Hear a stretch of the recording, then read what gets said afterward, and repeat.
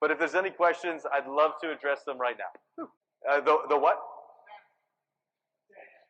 Stan. Oh, Stan.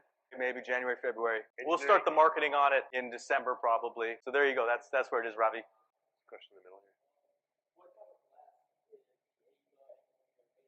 here. The glass covering on Ava, polycarbonate. I mean, you know, it's interesting because you put these devices out there. We encounter this all the time. We go into bad areas, and the client says to us, someone's going to pull this down, da-da-da-da-da, right? Inevitably. And I'm like, okay, great. I said, if they do, we will replace it at our expense, which again, not something a corporation would normally do. But we've got the benefit of experience and the crazy benefit of using electronic devices for security happens. If you're a security officer and you walk up and you're like, hey man, you can't be in this restricted area.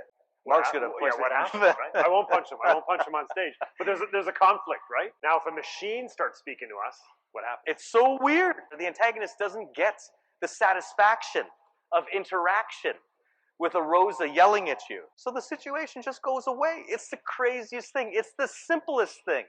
And the worst thing that's going to happen to the device is someone's going to throw something at it. Someone's going to try to hit it. Someone's going to do something rather than having that altercation and having that interaction. So what are we doing? We're avoiding a human getting hurt. So anyway, it's really cool, right? We're entering this new world, this fourth industrial revolution world.